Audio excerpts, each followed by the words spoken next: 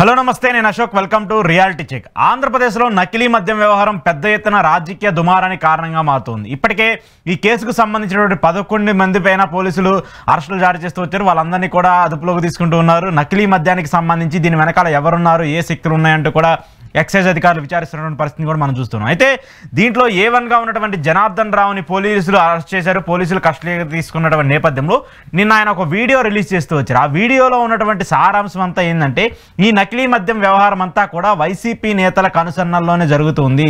మాజీ మంత్రి జోగి రమేషే నాకు 3 కోట్ల రూపాయల డబ్బులు ఇచ్చేసి నకిలీ మద్యాన్ని మళ్ళీ తయారు చేయమని చెప్పారంటూ కూడా నేను ఆయన వీడియోలో మాట్లాడుతున్నారు. అంటే ఇది కొంత కూడా కూటమికి బూమ్రాంగ్ అనిపిస్తుంది. కూటమికి అధికారంలోకి వచ్చిన తర్వాత నకిలీ మద్యం వ్యవహారం ఒక మచ్చగా మారినటువంటి నేపథ్యంలో దాని మీద వైసీపీకి తోసేయాలని చెప్పేసి కూడా ప్రయత్నిస్తారంటూ కూడా వైసీపీ నేతలు మాట్లాడుతున్నారు. ఈ అంశం గురించి ఈరోజు ఇంటర్వ్యూలో మాట్లాడదాం. ఇంటర్వ్యూలో నాతో పాటు పార్టిసిపేట్ చేస్తున్నారు అనలిస్ట్ కేఎస్ ప్రసాద్ గారు. ప్రసాద్ గారు నమస్తే.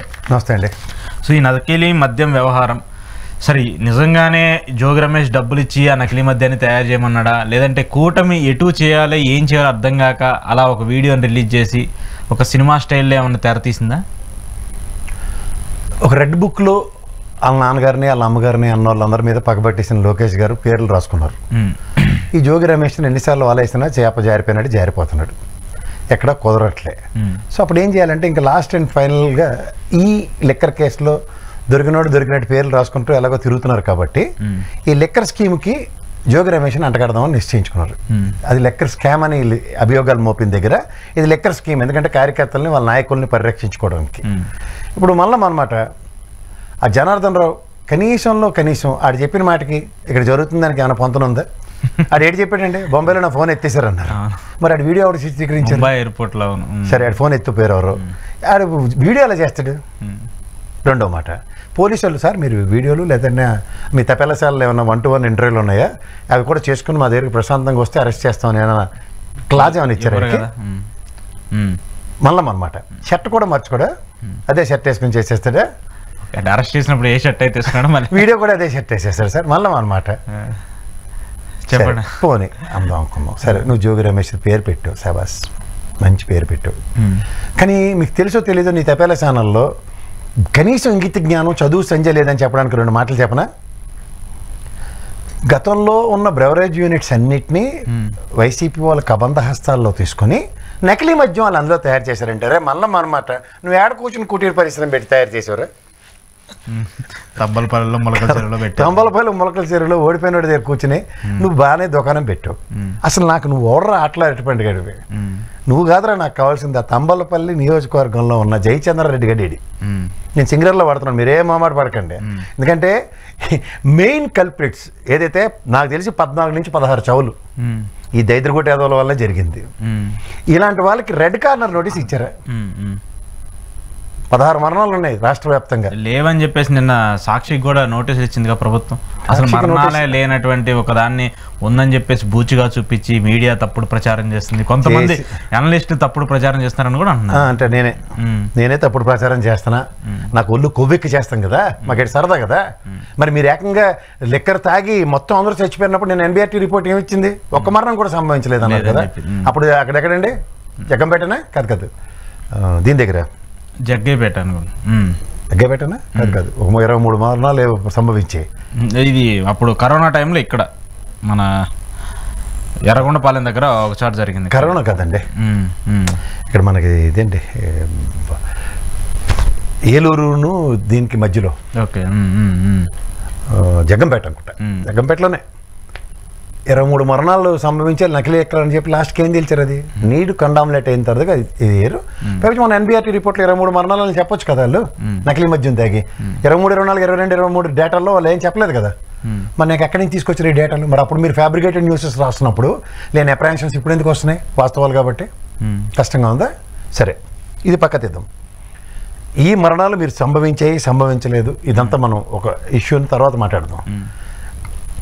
మీరు నోటీసులు ఇచ్చారు, మీ దగ్గర ఇది ఉంది కాబట్టి. ఇప్పుడు ఈ మరణాలు సంభవించేయలేదు అన్న దగ్గర నకిలీ మద్యం పర్కులేట్ అయ్యి 48 కోట్ల బాటిళ్ళు ఆన్ అగ్రిగేట్ 5,250 కోట్లు ట్రాన్సాక్షన్స్ జరిగాయని ఎస్టాబ్లిష్ చేశారు. పైకి మాత్రం మాట్లాడట్లే. దీనికన్నా నాకు వెనకాతలు వచ్చిన మూలం ఏంటంటే ఫినామినల్ గ్రోత్ ఇన్ ఎక్స్చెక్కర్కి కనబడాలి కదా. ఏది ఇంక్రీజ్ అవ్వాలి, రెవెన్యూ ఇంక్రీజ్ అవ్వాలి కదా. మీరు పెంచిన లిక్కర్ షాపులు లేకపోతే మీరు చేసిన దానికి రేట్లు నాకు 24, 25 సారీ 23, 24, 24, 25, 25, 26 క్వార్టర్లు మీరు అబ్జర్వ్ చేస్తే 6,250 కోట్లు మాత్రమే 6,750 కోట్లు మాత్రమే మీ సేల్స్ కనబడ్డాయి. ఈ టెన్యూర్ గ్రోత్ చూస్తే లాస్ట్ సెక్టర్ నుంచి సెక్టర్కి కేవలం 200 కోట్ల గ్రోత్, 6,950 కోట్లు.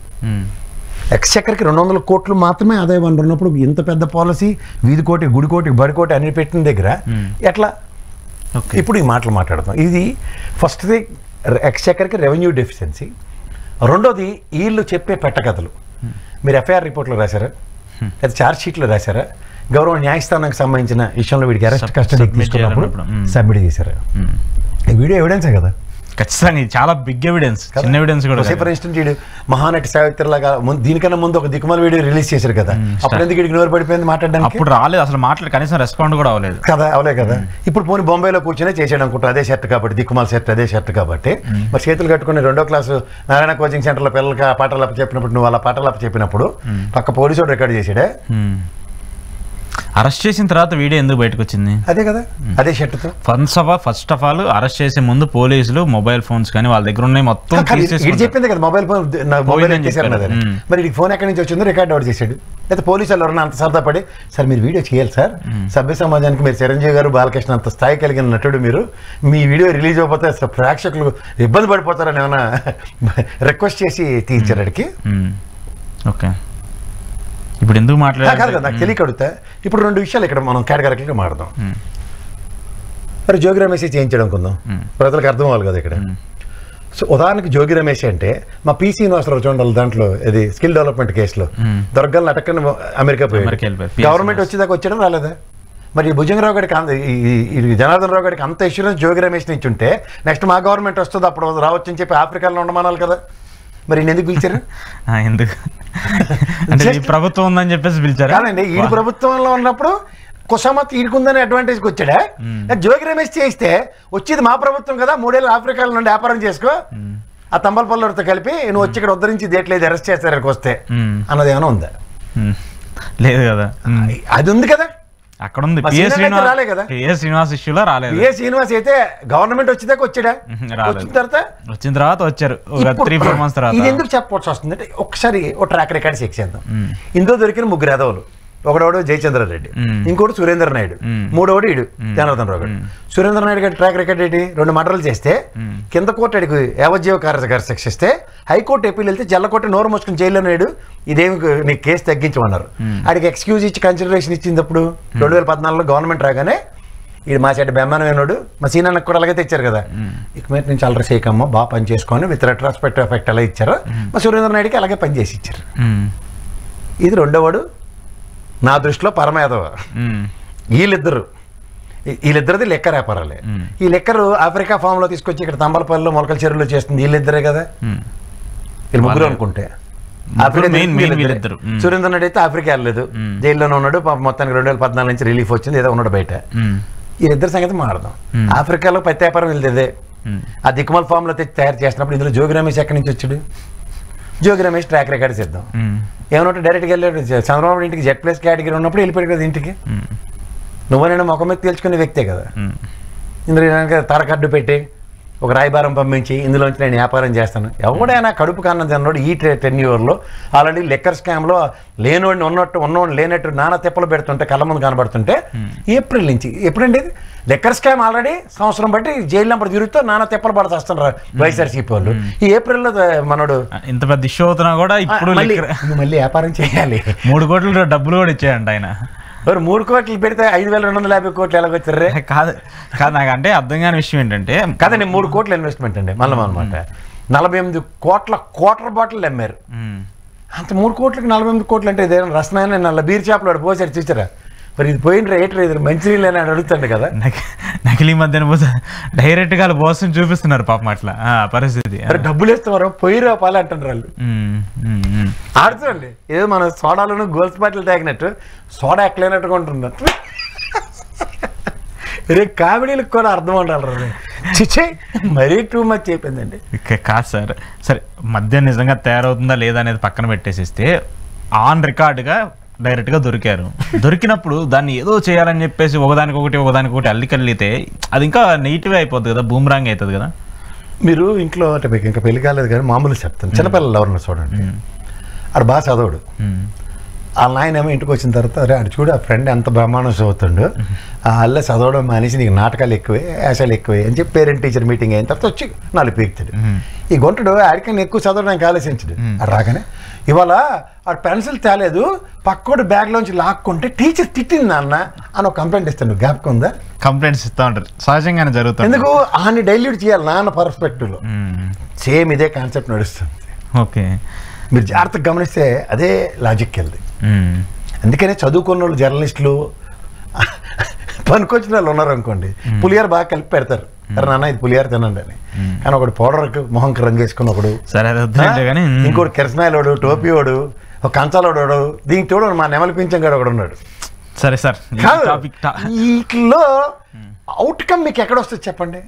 అందుకే ఎస్ఐటి సిట్ వేరు, సిఐటి సిట్ వేరు. సిఐటి సిట్ అంటే ఏంటి? చంద్రబాబు నాయుడు గారి ఇన్వెస్టిగేషన్ తపేలా ఛానల్లో వీళ్ళు ఇచ్చే దిక్కుమాల సబ్జెక్ట్ ఎలా ఉంటుందంటే, షర్ట్ కూడా మార్చకుండా వచ్చిన వీడియో, ఫోన్ పోయినడితో వీడియో ఎలాగ వస్తుంది, ఈ ప్రాథమిక లాజిక్లన్నీ అటు చూడండి. చిన్నప్పుడు సామెతలు అండి, తాళం వేసి తిని కానీ గొల్లెం మరిసి తిని, ఇలాగే ఉంటాయి.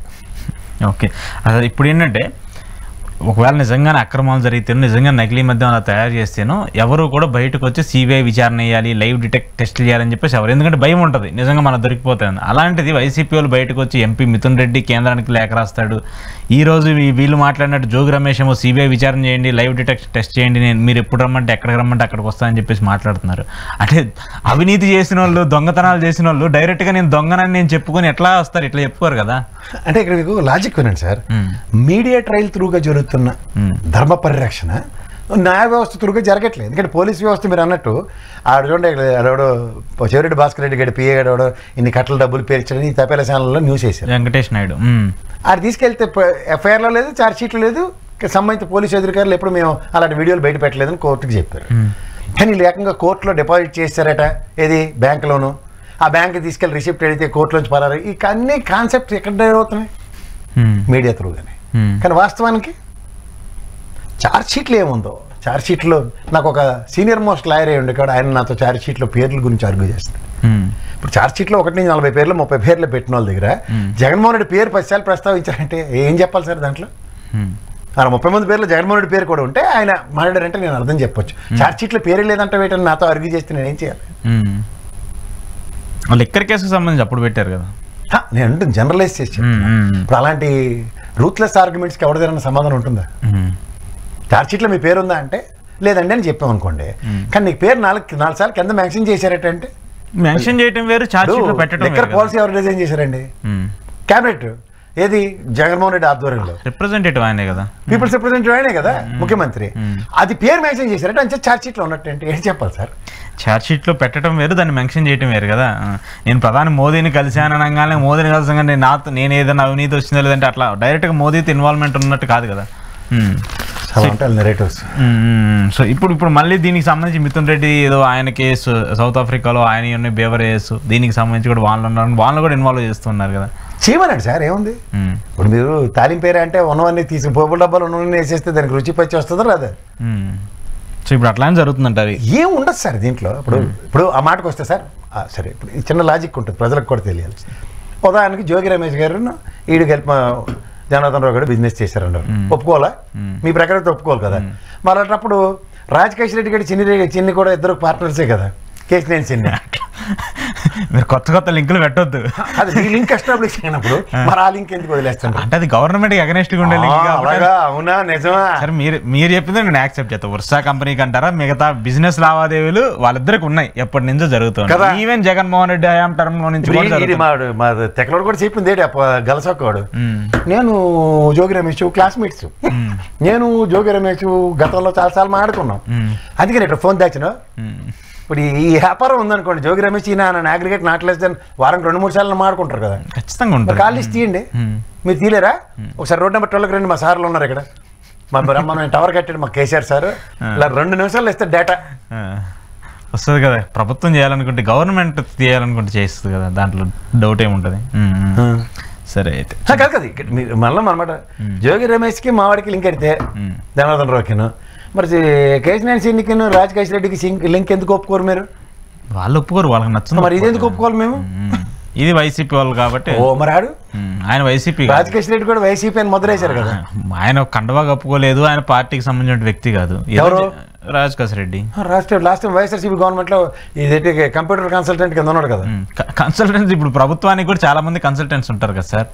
ఇప్పుడు చాలా మంది ఇప్పుడు టెక్ కంపెనీలతో అందరితో కూడా పెట్టుకుంటారు, టైప్ పెట్టుకుంటారు. వాళ్ళు కన్సల్టెంట్ ఉంటే మాత్రం ప్రభుత్వం ఏదైనా జరిగితే అది వాళ్ళకి ఎట్లా ఆపాదిస్తారు? లేదంటే వాళ్ళు ఏదైనా అవినీతి చేస్తే ప్రభుత్వానికి ఎట్లా ఆపాదిస్తారు? నేను చెప్తుంది అదే సార్. కంప్యూటర్లు అమ్ముకున్న తీసుకొచ్చి లెక్కర్ స్కామ్ లో మూడేటి ఇచ్చినప్పుడు లేదు, కానీ డైరెక్ట్ ప్రత్యక్ష సంబంధం ఉండే పార్ట్నర్లు ఉన్న దగ్గర ఆన్లో వదిలేసి లేని తీసుకొచ్చి సబ్జెక్ట్ కన్ఫర్మ్ చేయమంటే ఎట్లా అవుద్ది? అది ప్రభుత్వం చూడాలి. ఇప్పుడు దాన్ని విచారిస్తున్న సిఐడి చూడాలి, సిట్ చూడాలి. మీరు ఎస్ఐటి గారు చెప్పాలా, సిఐటి చెప్పాలి? రెండు కన్ఫ్యూజ్ అవుతారు ప్రజలు. మాకైతే సిఐటి తపేలా ఛానల్ స్టేట్ ఇన్వెస్టిగేషన్ టీమ్. సరే, స్పెషల్ ఇన్వెస్టిగేషన్ టీమ్ అంటారు, ఎస్ఐటి అది. కానీ ఇక్కడ మాకు సిఐటి ఉంటుంది చూడండి. ఎలాంటి ఇన్ఫర్మేషన్ ఇస్తుందంటే పత్యాపరం అంటారు దాన్ని. గల చొక్కా వేసుకున్న వీడియోలు, ఫోన్ పోయిన తర్వాత కూడా వచ్చే వీడియోలు, తర్వాత వాళ్ళకి నచ్చని వాళ్ళ పేర్లు, వాళ్ళ రెడ్ బుక్ లో ఉన్న పేర్లు తీసి చదివి ఇందులో.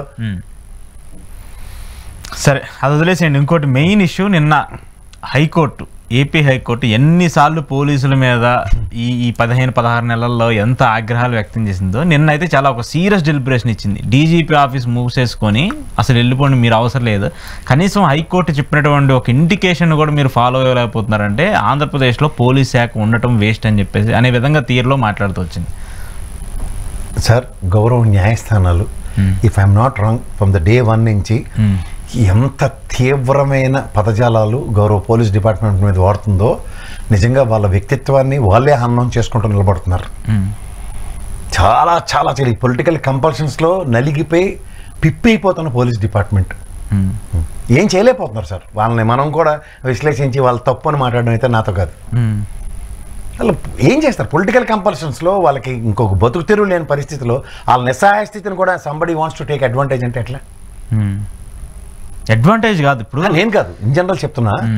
గౌరవ హైకోర్టు కన్నా నాకు తెలిసి స్టేట్ పర్వ్యూలో అత్యున్నతం ఏమి ఉండదు సార్. గతంలో డీజీపీని తీసుకొచ్చి నిలబెట్టిన ఉదంతాలు చూసాం. ఇప్పుడు ఏకంగా డీజీపీ ఆఫీస్నే క్లోజ్ చేయమని చెప్పడం అంటే ఎంత పొలిటికల్ కంపల్షన్స్లో నలిగిపోతున్నారో చూసుకోమంటే. దీనికి మరి ఇప్పటిదానికి ఇండిపెండెంట్ వాళ్ళకి స్వతంత్రం, వాళ్ళకి ఒక డిఫరెంట్ బాడీ ఉంటుంది, వాళ్ళు దేనికి ఈల్డ్ అవ్వరు, ఇలాంటివన్నీ మనం తెలిసినవే కదా. న్యూట్రల్ గా ఉండి చేసేటువంటి ఇప్పుడు ఎవరైనా కూడా ఒక ఎంత పెద్ద వ్యక్తి అయినా పోలీస్ అనగానే ఒక తెలియని భయం, ఒక తెలియని ఒక అది ఉంటుంది, రెస్పెక్ట్ అంతా ఉంటుందండి. వాళ్ళ మీద గౌరవం లేకపోతే అంత తక్కువ మంది ఉంటే మనం ఎంతమందిని వ్యవస్థను ఎలా కంట్రోల్ చేయగలుగుతున్నారు? బికాజ్ వాళ్ళ మీద సార్ 95 to 98% ప్రజలకు వాళ్ళంటే భయం, గౌరవం, భక్తి ఉంటాయి. మిగిలిన 1-2% పనికిమాల చెత్తగాల గురించి ఉన్నదే ఆ వ్యవస్థ. మనం కూడా వాళ్ళలోనే కలిసిపోతాం. వాళ్ళకి అందరికీ మాలా చూసినట్టే మమ్మల్ని కూడా చూడండి అన్న బాధలు కంపల్షన్స్ ప్రేరేట్ పెడితే వాళ్ళు మాత్రం నలిగిపోరా? అదే ఇప్పుడు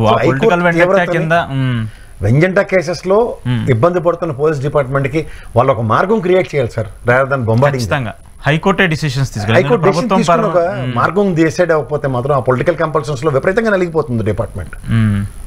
అకౌంటబిలిటీ అండ్ ఆన్సరబిలిటీ రెండింటికి సమాధానం చెప్పలేని నిస్సహాయ స్థితిలో ఉంటుంది. ఇప్పుడు అకౌంటబిలిటీ గవర్నమెంట్కి ఇస్తుంది, ఆన్సరబిలిటీ హైకోర్టుకి ఇవ్వాలంటే అకౌంటబిలిటీకి on behalf of government representative వచ్చి ఎస్ మేము చేయమంటేనే చేశారని చెప్తే వాళ్ళు కాపాడిన వాళ్ళు అవుతారు. కానీ అకౌంటబిలిటీ మాత్రం గవర్నమెంట్ తీసుకుని ఆన్సరబిలిటీకి గౌరవ హైకోర్టుకి ఇస్తే ఎక్కడికన్నా సార్ వాళ్ళు డైరెక్ట్ అసలు వీళ్ళ మీద కదా. ఇప్పుడు ప్రభుత్వం ఇప్పుడు మమ్మల్ని ఆయన ఎలా చేయమన్నాడు, ఈయన ఎలా చేయమని చెప్పేసి పోలీసులు చెప్పలేరు కదా. అది ఆన్సరబిలిటీ గవర్నమెంట్కి ఇస్తుంది, ఇది మనసులో బడబాగ్ని మింగుకుని. అది వెళ్ళి హైకోర్టు దగ్గర నాకు ఆ మినిస్టర్ గారు చెప్పారు సార్, లేకపోతే పలానా ముఖ్యమంత్రి చెప్పారు సార్, లేకపోతే పలానా మా డీజీపీ గారు అలా చెప్పారు సార్ అని చెప్పగలరు వాళ్ళు. చాలా బొంబార్డింగ్ తీసుకుంటే ఇదైతే పాపం చాలా తీవ్రమైన ఇబ్బందుల్లో పోలీసులు అయితే నలిగిపోతున్నారు. మరి ప్రభుత్వాలు మారుతూ ఉంటాయి, వాళ్ళు మళ్ళీ కొత్త ఇబ్బందులు, కొత్త తలకాయ నొప్పులు అన్నీ ఖచ్చితంగా వస్తూ ఉంటాయి కదా. ఇవన్నీ వాళ్ళకి ఇంకా తప్పే పరిస్థితి లేదు. సరే, ఆంధ్రప్రదేశ్కి సంబంధించి పెట్టుబడుల వెల్లువ జరుగుతుంది ప్రసాద్ గారు. ఇప్పుడు ఈరోజు గూగుల్తో కూడా విశాఖలో ఒక అభివృద్ధి కార్యక్రమాన్ని, ఒక డేటా సెంటర్ని కూడా స్టార్ట్ చేయబోతున్నారు. సరే, గూగుల్తోనే ఒక డేటా సెంటర్తో ఎంఓయూ చేసుకుంటుంది ప్రభుత్వం. సరే, ఇది పక్కన పెట్టేస్తే ఎంఓయూలు అన్నీ కూడా ఓన్లీ అమరావతి కంటే విశాఖలోనే ఎక్కువ కంపెనీస్ కానీ ఎక్కువ డెవలప్మెంట్ కానీ చేస్తామని చెప్పేసి నిన్న లోకేష్ గారు కావచ్చు, ఈవెన్ ఈరోజు చంద్రబాబు నాయుడు గారు ఢిల్లీలో మాట్లాడుతూ చెప్పినటువంటి మాట. అంటే ఇక్కడ ఒక కాంట్రడిక్షన్ ఇప్పుడు వైసీపీ ఎందుకు తీసుకొస్తుందంటే, ఇదే కదా మేము గతంలో చెప్పింది, అమరావతిని పరిపాలన రాజధాని ఉంచి ఐటీ హబ్గా కానీ ఎంప్లాయ్మెంట్ స్ట్రక్చర్గా కానీ విశాఖను డెవలప్మెంట్ చేస్తామని చెప్పేసి మీరు ఇప్పుడు అదే పని చేస్తున్నారు కదా, అలాంటి అమరావతికి మళ్ళీ లక్షల కోట్లు తీసుకొచ్చి ఎందుకు పెడుతున్నారని చెప్పేసి వైసీపీ మాట్లాడు. చెప్పాలి మీరే సార్. నేను మాట చెప్పను సార్, ఏదైనా సరే నాకు విజనరీ లీడర్ని, నాకు విజన్తో నేను ముందే చూస్తానని చెప్పినోడు చెప్పిందే రైట్. ప్రపంచంలో ఇంకెవరు చెప్పినా రాంగ్ అన్నప్పుడు ఎవరి దగ్గర ఆన్సర్ ఉంటుందా? ఇప్పుడు నేను ఎప్పుడు ప్రాక్టికల్గా చెప్పే ఎగ్జాంపుల్, ముంబైని ఏమంటారు sir? Financial capital of India అంటారు. అంటే నిర్మలా సీతారామన్ గారు బడ్జెట్ ఏమైనా అక్కడి నుంచి ప్రవేశపెడుతుందా? అయితే ఆర్బీఐ గవర్నర్లన్నీ అక్కడి నుంచే కూర్చొని పరిపాలిస్తున్నాడు. లేదుగా. ఒక మోస్ట్ హ్యాపెనింగ్ ప్లేసెస్, ఇప్పుడు రెవెన్యూ జనరేషన్ కాన్సెప్ట్లో ఒక స్టేట్కి ఒక హెడ్ క్వార్టర్స్ ఉంటుంది, స్టేట్కి ఒక డిస్ట్రిక్ట్ ఉంటుంది. ఇప్పుడు ఉదాహరణగా ఆంధ్రప్రదేశ్ సమైక్య రాష్ట్రం ఉన్నప్పుడు కూడా గ్రేటర్ హైదరాబాద్, ఇప్పుడు రాష్ట్రం విడిపోయిన తర్వాత కూడా తెలంగాణకు కూడా greater Hyderabad revenue biggest revenue main కూడా. అలా ఆంధ్రప్రదేశ్లో మీరు నిజంగా చూసుకుంటే విశాఖపట్నం తప్ప ఇంకేమైనా పనికొచ్చిందా? 10 రూపాయలు జనరేట్ చేసేది ఏమైనా ఉందా? అంటే తిరుపతి అంటే ధార్మిక సంస్థ, అక్కడ ఉండిలో ఆదాయాన్ని ప్రజలకు పంచేది కాదు కాబట్టి అది టీటీడీ ధర్మ సంస్థ ప్రకారం ఏం చేయాలో అది చేస్తారు. అయితే దాంతో కంపేర్ చేయలేం. సో ఇక్కడ మిగిలిన హ్యాపెనింగ్స్ డిస్ట్రిక్ట్ అంటే ఖచ్చితంగా విశాఖపట్నం. ఇప్పుడు మనకి మోస్ట్ అట్రాక్టింగ్ థింగ్స్ ఏమి ఉండాలి? రవాణా వ్యవస్థ అనుకూలంగా ఉండాలి, ఎయిర్పోర్ట్ వ్యవస్థ అనుకూలంగా ఉండాలి, ముఖ్యంగా రవాణాలో సబ్పార్ట్స్ అంటారు. అలాగే ఏమైనా ఎక్స్పోర్ట్ మాడ్యూల్కి nearest sea coast and sea port ఉండాలి, and road connectivity for the respective territories. ఈ 3 భౌగోళికంగా విశాఖపట్నం కాకుండా ఇంకేమైనా ఉన్నాయా? పైపచ్చు చుట్టుపక్కల ఒరిస్సా కానీ పక్క అన్ని బోర్డర్స్ కూడా టచ్ అయ్యి కలిసి అన్ని కలిసి ఉంటాయి. అండ్ మోర్ ప్రాస్పెక్టివ్లో సీ కోస్ట్లో బ్రహ్మాండమైన వాణిజ్యం జరుగుతుంది. అది కాక నేవీ బేస్ అక్కడ, అండ్ బ్రహ్మాండమైన ఎయిర్పోర్ట్ ఉంది. ఇప్పుడు ఇంటర్నేషనల్ ఎయిర్పోర్ట్ భోగాపురం వస్తుంది. ఆల్రెడీ ఎగ్జిస్టింగ్ ఎయిర్పోర్ట్తో connectivity is not a biggest challenge, and road connectivity. So ఇలాంటి దగ్గర భౌగోళికంగా మనకి అడ్వాంటేజ్ ఉన్న ప్లేస్ని ఎవరైనా ప్రాస్పరిటీని తీసుకెళ్ళడానికి చూస్తారా? అదే కదా నేను లోకేష్ చెప్పింది కూడా. ఇఫ్ రియలీ హైదరాబాద్ లాంటి ప్లేస్నే 30 years పట్టింది to develop, but for Vizag it's matter of fact for 10 years అన్నారు. సో 10 years ప్రాస్పెక్టివ్లో అతి దగ్గరలో భోగాపురం ఎయిర్పోర్ట్ కంప్లీట్ అవుతుంది. I'm talking international with in 1.5-2 years span of no time. So ఒక విధంగా చెప్పాలంటే రవాణా వ్యవస్థ పెంపొందించుకుంటూ ఆన్సిలరీ యూనిట్స్ కానీ యూనిట్స్ పెంచడానికి కానీ అది హబ్ అన్నప్పుడు, మరి ఇదే పని జగన్మోహన్ రెడ్డి చేస్తే తప్పు ఎందుకు అయింది మీకు? నేను అదే అడుగుతున్నా. ఇప్పుడు నేను అంటుంది అదే, ఇప్పుడు నీకు ఎప్పుడైనా సరే రిట్ ఆఫ్ మ్యాండమస్ తీర్పు తీసుకోవడం తెలుసు మీకు. అంటే government and governance is continuity అనే కదా ఇచ్చింది. అంటే గవర్నమెంట్ ఏదైనా నిర్ణయాన్ని ముందుకు తీసుకెళ్ళడం. ఈ మాటకు వస్తే మీకే తెలుసు, మీరు కన్న కళలన్నీ దశరథుడే తీర్చింది ఎవరు అంటే మా రాజశేఖర రెడ్డి గారు, రోసయ్య గారు, కిరణ్ కుమార్ రెడ్డి గారు అండ్ కేసీఆర్ గారు, ఇప్పుడు మా రేవంత్ రెడ్డి అన్న. వీళ్ళు కాకుండా మీ కళ్ళ ఎక్కడైనా సాకారం అయిపోయా? మీరు చెప్పిన 30 ఏళ్ళ డెవలప్మెంట్ ఓకే, మీ ప్రెజెన్సే లేదు మోర్ దెన్ 25 years. ఇక్కడ కనుచూపు మేరలో కూడా తెలుగుదేశం లేదు, but it's happening just like writ of mandamus తీర్పు లాగా. ద సేమ్ వే గవర్నమెంట్ గత గవర్నెన్స్ ఏదైతే తీసుకుందో ఆ నిర్ణయాలకు అనుగుణంగా మీరు ఒక్కడుగు ముందుకేసి ఉంటే ఈరోజు ఎక్కడికి ఉందని ప్రాస్పరిటీ ఖచ్చితంగా. ఇంకొక మాట చెప్తున్నాను, గత ప్రభుత్వం తీసుకోండి, దానికన్నా ముందు ప్రభుత్వం మీరు సిఐ సమిట్లు తిరుగుగా 19,50,000 మీరు, 13,50,000 జగన్మోహన్ రెడ్డి గారు, ఓవరాల్గా 33 లక్షల కోట్ల పెట్టుబడులకి వెసులుబాటు క్రియేట్ తీసుకున్నారు. దాంట్లో ఆల్మోస్ట్ 10% దగ్గర అంటే 3.95 లక్షల కోట్లు గ్రౌండ్ అయి ఉన్నాయి. మిగిలిన మీరు పొరుగు అందించుకోవడానికి మీ అనుభవాన్ని అక్కడ రంగరిస్తారా? జగన్మోహన్ రెడ్డి మీద పడేయడానికైనా ఆడిపోసుకోవడానికి టైం వేస్ట్ చేస్తారా? లిటరల్గా చెప్పాలంటే ఉండదు చేస్తున్నారు. Your wasting your valuable time to cry against Jaganmohan Reddy and beating the bush around Jaganmohan Reddy. Nothing is happening till today. Clean chit ఇచ్చుకుంటూ వెళ్తున్నారు ఒక్కోదానికి. ఇప్పుడు అదేగా ఇప్పుడు ఏదైతే సరే జగన్మోహన్ రెడ్డి వాడినటువంటి ఒక బ్యాడ్ కాన్సెప్ట్ ఏంటంటే 3 రాజధానులు అనేది. సో 3 ప్లేసులను అభివృద్ధి చేస్తానని చెప్పేసి అయిపోయేదేమో, కానీ ఆయన 3 రాజధానులు అనేది ఒకటి కొత్తగా ఈల్డ్ చేయడం వల్ల ప్రజల్లో తెలియని ఒక భయం అయితే నేను చెప్తుంది అదే సరే. వాళ్ళు బొంబాయిని ఫైనాన్షియల్ క్యాపిటల్ అంటారని చెప్పి బండబోతు అచ్చచ్చ ఢిల్లీ అంతా లేచిపోతుందట, ఎక్కడికి వచ్చేస్తుందటని ఒక దిక్కుమాల నెరేటివ్ స్టార్ట్ చేయాలి. ఎందుకు వస్తుంది? ఇప్పుడు ఉంది సార్, ఇప్పుడు హైదరాబాద్ ఉంది, హైదరాబాద్లో ఎస్టాబ్లిష్మెంట్ జరుగుతుంది, దాని సెకండ్ ప్లేస్ ఎక్కడ చూసుకోవాలనుకున్నప్పుడు ఖచ్చితంగా ఎక్కడికి వెళ్తారు? వరంగల్కి వెళ్తారు. మీకు అది కూడా చెప్తున్నాను. గ్రేటర్ ఇప్పుడు తెలంగాణలో 10 జిల్లాలు ఉన్నాయి సార్. ఇప్పుడు greater Hyderabad radius almost 7 districts connect చేస్తున్నాను. సో దీన్ని ఎక్స్పాండ్ చేసుకుంటూ వెళ్ళారు అనుకోండి, రేపొద్దున ఇప్పుడు ఇంకో గ్రేటర్ రింగ్ రోడ్ ప్లాన్ చేస్తున్నాడు ఆయన రేవంత్ రెడ్డి గారు. ఫర్ ఇన్స్టెన్స్ ఇది ఆల్మోస్ట్ 7 districts ప్లస్ ఇంకా కవర్ అయింది అనుకోండి సార్, హ్యూజ్ డెవలప్మెంట్ ఒక సెంట్రిక్ ప్లేస్ ప్రకారంగా అవుతుంది కదా. Half of the Hyderabad cover అయినట్టు అప్పుడు 3/4 of Telangana. Talking only about Hyderabad కాదు, I'm talking about entire 3/4 of Telangana. ఈ ప్రాస్పరిటీని నువ్వు చూపించు ఒకసారి మాకు. అక్కడ నేను ఇంకో మాట చెప్తా సార్, మనకి 13 జిల్లాలు ఇచ్చారు. ఈ 13 జిల్లాల్లో విశాఖ జిల్లా కదా, శ్రీకాకుళం, వైజాగ్నగరం, ఇది విడగొట్టే కదా 3 జిల్లాలు చేశారు. ఇప్పుడు 3 జిల్లాల సెంటర్కి అక్కడ ఉత్తరాంధ్ర డెవలప్మెంట్ ముందు ముఖ్యమా, రాయలసీమ వెనకబాటుతనానికి నిర్మూలించడానికి గత ముఖ్యమంత్రుల కృషి, ఓ సిమెంట్ పరిశ్రమలు అనుకోండి, లేకపోతే శ్రీ సిటీలు అనుకోండి, ఇవన్నీ అక్కడ మీ దగ్గరికి వచ్చినవే కదా. అక్కడ ఉత్తరాంధ్రలో ఒకటి చెప్పండి మాకు, జీడిపప్పు ఎక్కల కంపెనీలు తప్ప లేదు అక్కడ. మా అయితే జూట్ మిల్లు దొరికినట్టు మూసుకుని వెళ్ళిపోతుంటారు. షుగర్ ఫ్యాక్టరీలు ఎన్ని నాశనం చేశారో మీకు చెప్పాలా లెక్కనేనా? అంటే ప్రాస్పరిటీ ఆఫ్ ఉత్తరాంధ్ర అన్న దగ్గర మీకు ఆలోచన లేదు. ఒక డెవలప్మెంట్ మాడ్యూల్లో ఒక ప్రభుత్వం తీసుకున్న విధానాన్ని బండబూతు చేశారు దాన్ని. కేవలం మీరు తగుదనమని మళ్ళీ పోతున్న వాడికంటే మీకు మళ్ళీ మంట. అక్కడ ఈ నీళ్లు నెప్పులు తోరుకుంటే అన్నాలు శాస్త్రం ఇక్కడ అమరావతిలో ఈ కొత్త కథలకి పునరావాస కార్యక్రమం కుదరట్లేదు. అంచేత పాత కథని అల్లుకొని మీకు రక్తి కట్టించే ఛానల్లో ఒక విధంగా మాట్లాడుకుంటా అంటే ఎట్లా అవుతుందండి? ఇది మాత్రం అది సరే, ఖచ్చితంగా దీన్ని ప్రజలు ఆలోచించాలి. ఎందుకంటే ఎందుకు ఆలోచించారండి? మీరు అనుకుంటున్నారు ఒక రాజధాని అన్న దగ్గర మీరు చేసే కార్యక్రమం మీద ఆధారపడి ఉంటుంది. ఇప్పుడు ఫైనాన్షియల్ క్యాపిటల్ అన్న ముంబై మాటకే ఎంత విస్తీర్ణం జరిగిందండి. అవతల గుజరాత్ కానీ అవతల పూణే దాకా నాగపూర్, ఇవన్నీ ఎంత రేడియస్ లో వైబ్రేషన్స్ క్రియేట్ అయ్యాయి. Happening with functioning. ఎట్లాంటి ఫంక్షనింగ్? ఇండస్ట్రియల్ సెక్టర్ ముంబైలో ఐటీ అయిందనుకోండి, నాగపూర్, పూణే అండ్ గుజరాత్ పార్లగా ప్రతిదీ అలా విత్తనాలు వేసుకుని వెళ్తున్నాయి. మీరు తగలట్టడం అలా తీసుకొచ్చి అంటే కథలు, పెట్ట కథలు, అరికథలు చెప్పుకుని కాలక్షేపం చేస్తున్నారు. I'm not talking about anything. ఈ డేటా సెంటర్, గూగుల్ సెంటర్ కానీ, గతంలో అదానీ సెంటర్లు కానీ ఎన్నిసార్లు రెబ్బన్లు, ఎన్నిసార్లు కటింగ్లు చేసుకుని, ఎన్నిసార్లు అంటే ఇవాళ నేను గూగుల్ ఆన్సలరీ న్యూట్రీ రే అన్న దేనికి ఇచ్చారు. 85,000 కోట్లు మూలధన పెట్టుబడితో ఉన్న దానికి 24,000 కోట్లు సబ్సిడీ ఇస్తున్నారు సార్. మీరు ఇవాళ పచ్చలమ్ముకున్న పేపర్ వాడు చూడండి, ఇవాళ వాడు రాసిన దిక్కుమాల వార్త 200 మందికి ఎంప్లాయ్మెంట్ క్రియేషన్. ఎంత అలవాటు చేస్తారు ఢిల్లీ వేదికగా? మీదే కదా కాంట్రడిక్షన్స్. వేలాది మందికి ఉపాధి అన్న దగ్గర 10 లక్షల కోట్లు పెట్టుబడులు అన్నారు, అండ్ 4 లక్షల పైచీలకు ఉపాధి కల్పించమని చెప్పారు. ఏం సార్ మీరు ఒకసారి పిఎఫ్ అకౌంట్లు కొత్తవి ఏం ఓపెన్ అయ్యావు సార్ చూడండి. డేటా ఉంటుంది కదా మీరంతా కదా. రైట్ ఇన్ఫర్మేషన్ యాక్ట్ ప్రకారం నేను తీసుకున్న ఇన్ఫర్మేషన్లో కూడా ఇండస్ట్రియల్ సెక్టర్స్లో కొత్త యూనిట్లు ఏమొచ్చాయి? ఒకటి రాలేదు ఫ్రమ్ ద లాస్ట్ 4-5 months నుంచి. ఎక్కడి నుంచి ఫినామినల్ గ్రోత్ వస్తుందండి? Otherwise you just tell me what is happening అన్నది. ఈ సెక్టర్ ఇది హ్యాపెనింగ్ అవుతున్నప్పుడు ఖచ్చితంగా 10 మంది ఆటోమేటిక్ వస్తారు.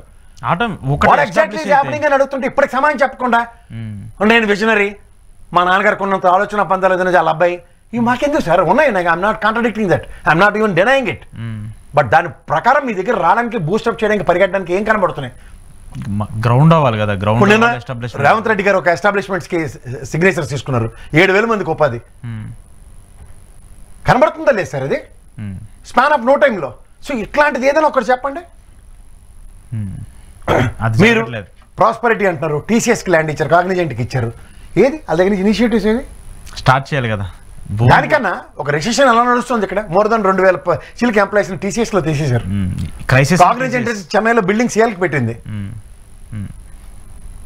అంటే అక్కడ అంటే ఉన్న ఆల్రెడీ ఎస్టాబ్లిష్ అయినటువంటి టాప్ ఏరియాస్లోనే వాళ్ళు సర్వైవలెన్స్ చేయని దగ్గర ఇప్పుడు కొత్తగా ఇక్కడ మళ్ళీ బిల్డింగ్స్ కట్టి ఇక్కడ ఎంప్లాయ్మెంట్ క్రియేషన్ అంటే ఎట్లా అనేదే కదా ఇప్పుడు పెద్ద ఇష్యూ. అదే కదా. ఇప్పుడు Cognizant they are having a building in Chennai which they are about to sell. కానీ ఇక్కడ కాగ్నిజెంట్కి ల్యాండ్ అలొకేట్ చేశారు, అద్భుతం జరుగుతుందంటే అని అర్థం ఉందా సార్? చెన్నై నాటి సిటీని వదిలి వైజాగ్ వచ్చి అక్కడ మళ్ళీ ఎస్టాబ్లిష్ చేస్తారంటేనే కొంచెం డౌట్స్. సరే అయితే సరే కంక్లూడ్ చేస్తే చివరిగా నిన్న సిఆర్డీఏ కార్యాలయాన్ని అమరావతిలో చంద్రబాబు నాయుడు గారు ప్రారంభించారు. అమరావతికి మొదటి మెట్టు, మొదటి అడుగు, ఏమైనా చెప్తారు దాని గురించి? ఎంత మునుపు బిల్డింగ్ ఉంది కదా సిఆర్డీఏకి, మీరు వెళ్ళారా? మీది అదే ఊరు కదా. సిఆర్డీఏకి ముందు బిల్డింగ్ ఉంది తెలుసు కదా. ఇప్పుడు ఒక చిన్న బిల్డింగ్ ఉంది, ఇప్పుడు దాన్ని కొంచెం పెద్దగా చంద్రబాబు నాయుడు గారు విజనరీకి తగ్గట్టుగా ఒకటి కట్టారు. అంటే గతంలో మీరు కట్టినవన్నీ టెంపరీ అని మీరు మాట్లాడతారు, ఇప్పుడు కట్టేశారు కాబట్టి విజనరీ అని మేము ఒప్పుకోవాలా? ఏం కొత్తగా ఏమైనా ఎంప్లాయ్మెంట్ క్రియేట్ అయింది సిఆర్డీఏలో? ఉన్నధికారులే ఉంటారు సార్ ఇప్పుడు కొత్తగా. అంటే ఆయన విలాసవంతంగా ఇంత లావిష్గా రిలాక్సింగ్ చైర్లో కూర్చోడానికి మీరు డబ్బులు తగలబెడతారు ప్రజలవి. 34,000 ఎకరాలు ఇచ్చారు వాళ్ళకి. ఏమైనా ల్యాండ్లో పీసులు కొట్టించారు వాళ్ళకి? లేదు. 1,400 గజాలు సీడ్ క్యాపిటల్ రోడ్ వేసారా? సీడ్ క్యాపిటల్ రోడ్ వేయడానికి ఇంకా చాలా మంది రైతులు భూములు ఇవ్వలేదు, వాళ్ళ దగ్గర నుంచి అడుగుతున్నారు. ఇంకా ఇవ్వని రైతులు ఏదో ల్యాండ్ టైటిలింగ్ యాక్ట్ ఇది ఉంది కదా 2013 భూసవరణ చట్టం కింద తీసుకుని వేస్తామని చెప్పి కాంపన్సేషన్స్ ఎవరు ఇస్తారు? ప్రభుత్వం ఇవ్వాలి. మరి ఇచ్చి మాట్లాడండి. మీరు కాంపన్సేషన్ యాక్ట్ ఒకసారి ఓపెన్ చేసి ఇచ్చినా ఇవ్వట్లేదని అప్పుడు చెప్తే మేము వింటాం. మీరు సీడ్ క్యాపిటల్ రోడ్డుకి ఏం కావాలో దానికి సంబంధించిన పనులు మీరు ఇప్పుడు చేయలే 16 నెలలు అయింది. అది కాక అక్కడ 1400 గజాలకి ఇచ్చిన రైతులకు దిక్కుద్దేమని లేదు. కానీ అక్కడ నారాయణకిను మళ్ళీ శ్రవణ్కి టాస్క్ డిప్లాయ్ చేసి మిగిలిన 47,000 ఎకరాలే ఎత్తుకురావాలన్న కాన్సెప్ట్ ఇస్తే what does it mean by? ఇక్కడ 34,000 ఎకరాలు ఇచ్చిన రైతుల త్యాగాలకి వాళ్ళ వెలకట్లేని ఔన్నత్యానికి మీరు ఇస్తున్న సమాధానం ఏది? శాశ్వత రాజధాని గజెట్ లేదు, పోనాలకి 1400 గజాలు డెవలప్మెంట్ చేసేస్తానన్న దిక్కుదేమన్నా లేదు. రైతులుగా ఉండిపోకండి, కుటీర పరిశ్రమలో అన్న టైప్లో మాట్లాడుతున్నారు. మీకు ఒకవాడికి ఇంటికిలోంచి కూర్చొని పనిచేసే దగ్గర ఇది తంబలపల్లి మొలకల చెరువు బ్రాండ్లా ఎంఎస్ఎంఈ యూనిట్లు అదిను 1000కి పైచీలుగా ఉన్న బెల్ట్ షాపులేమో కుటీర పరిశ్రమలా. ఏ ప్రాస్పరిటీలో మీరు వాళ్ళ ల్యాండ్ ఇచ్చిన వాళ్ళకి పోనీ అట్లీస్ట్ మాకు steel plant next gold stone కంపెనీస్కి అవన్నిటికీ మేము విశాఖపట్నంలో కొత్త వలస ఇట్లాంటి దగ్గరికి ఇచ్చినప్పుడు ఆర్కాట్లను ఇచ్చారు, కుటుంబానికి కూడా ఉద్యోగం ఇస్తామని. అలాంటిది ఏమైనా ఉందా కాన్సెప్ట్ అక్కడ ఉన్నటువంటి రైతులకి? ఏది లేదు కదా. అమరావతి ఓ పక్క మీరే ఈ డేటా సెంటర్ గూగుల్ తీసుకొచ్చి అమరావతిలో పెట్టడానికి ఏమి? మళ్ళీ మీకు ఇష్టమే గూగుల్ అంటే మళ్ళీ కనెక్టివిటీ కావాలి, వాళ్ళకి స్టాండర్డ్స్ కావాలి, అని చేస్తే వైజాగ్ కావాలి. సార్ పెట్టుబడి పెట్టేవాడు అన్ని సోర్సెస్ చూసుకొని పెట్టుబడి పెడతారు కదా. మాకు తెలియదండి. మరి 4 లక్షల ఎకరాల ల్యాండ్ బ్యాంక్ ఉన్న ఆంధ్రప్రదేశ్లో అమరావతిని ఎందుకు బాడీ షేపింగ్ చేయట్లేదు, బాడీ బిజినెస్ చేయట్లేదు? నెక్స్ట్ 15-20 years ఇక్కడ మాకు నారాయణ పెట్టకథలు చెప్తుండే కదా, ఏంటి 40 కోట్లు 20 కోట్ల ల్యాండ్ అమ్మేస్తేనే. ఈ మురళీమోహన్ అటు మీ మీద పడి బతికినోడే కదా ఇప్పటిదాకా. ఓ తెచ్చి 200-300 కోట్లు పెట్టి ఒక ల్యాండ్ ఎందుకు కొనిపించట్లే? అలాంటి మీ వాళ్ళకి అయితే త్యాగాలు చేయరా? మరి రైతులు మేమందరం అయితే చుట్టుపక్కల వాళ్ళందరూ త్యాగాలు చేసి మీకు మూలు ఇచ్చేయాలా? ఇట్ నీడ్ టు హ్యాపన్ కదా. ఎక్స్చెకర్కి 1000 కోట్లు పలానా ల్యాండ్ అమ్మినందువల్ల వచ్చింది పబ్లిసిటీ కదా. ఖచ్చితంగా మురళీమోహన్ 500 కోట్లు పెట్టించండి ఫస్ట్. భూమి అయింది కదా మార్కెట్. భూమి వాళ్ళంటే మీ వాళ్ళే ఉన్నారు కదా మొత్తం మీ దగ్గర ఎత్తిసిన బ్యాచ్ అంతా. రియల్ ఎస్టేట్ వాళ్ళు చాలా మంది ఉన్నారు. రియల్ ఎస్టేట్ వాళ్ళు చాలా మంది కదా. తెలుగుదేశం వల్ల బాగుపడిన మురళీమోహన్ అటువంటి తీసుకురండి. లేదా ఇక్కడ మా చిన్నజీరు ఉన్నాడు రియల్ ఎస్టేట్ కింగ్, 4 అప్పచెప్తాడు. సర్లేండి అది ఓకే, చూద్దాం మరి దీనికి సంబంధించి ఏం జరుగుద్ది. ఇలాంటివి ఎందుకు చేయరు? ఇది కదా ఇప్పుడు మాకు ఇక్కడ తెలంగాణలో 100 ఎకరం అమ్మితే 100 కోట్లు వస్తుంది, 60 కోట్లు ఆక్షన్ బిడ్ మొదలెడితే వచ్చి కొన్నోళ్ళు కొన్నారు కదా. నిన్నే కదా 175 కోట్లకి ఎంత అలాంటి ఆంధ్రప్రదేశ్ ఎందుకు జరగట్లే? కనీసం 10-15 కోట్లకు అమ్మారని చెప్పేసి పబ్లిసిటీ జరిగితే ఆటోమేటిక్ జనాలు 15 కోట్లు నేను నమ్మట్లేదు సార్. మురళీమోహన్ తీసుకొచ్చి 100 ఎకరాలు 200 కోట్లు 2000 కోట్లు ఎంతకో పెట్టుకో అమ్మన్నాడు సార్. ఎందుకు జరగదు? అక్కడ కూడా రియల్ ఎస్టేట్ చేయమని చెప్తే బాగానే ఉంటుంది కదా. మొదలెట్టమన్నాడు సార్. ఈ మొదలెడితేనే కదా దైత్యం మొదలైంది అందరికీను. ప్రభుత్వం ఇనిషియేట్ తీసుకొని దానికి కూడా కాంపన్సేషన్ ఏమైనా ఇచ్చి స్పెషల్ అలవెన్స్ ఏమైనా ఇచ్చేసి అన్ని పర్మిషన్స్ ఫ్రీగా ఇస్తామని చెప్పేసి ఏమైనా చెప్తే అప్పుడు ఏమైనా చేస్తారేమో. రియల్ ఎస్టేట్ 4 పొక్కలను ఇస్తామని చెప్పండి సార్, సైట్లు కొట్టడానికి ఏముంది? చూద్దాం మరి. మురళీమోహన్ ఎందుకు పెట్టించారు? మాకు అమరావతి డెవలప్మెంట్ నాకు ఫస్ట్ ఇది కనబడుతుంది, కలకలకలాడుతుంది. తీసుకురండి మొత్తం ఇండస్ట్రీలో బతికినోడు బతికి బట్టకట్టాడు తెలుగుదేశం పరంగా మురళీమోహన్ కనబడుతుంది నాకు. ఫస్ట్ తీసుకొచ్చి ఇన్వెస్ట్ చేయించండి. 10 ఎకరాలు గవర్నమెంట్ 30 కోట్లు పెట్టింది, యాక్షన్ వేస్తాం. ఎవడు రాడు, కొన్ని దమ్ము దేని ఎవరికి లేదు. 30 × 10 300 కోట్లు ఫస్ట్ ఇన్వెస్ట్ చేయించండి. జైబేరి ఆర్చిడు గీర్కిడు అని పెడతారు కదా, గిరిగిరి 4 బిల్డింగ్ కట్టమండి అర్జెంట్గా. హ్యాపెనింగ్ కనబడుతుంది కళ్ళ ముందు. కనపడాలి, అదే వస్తే ఎందుకు చేయడు?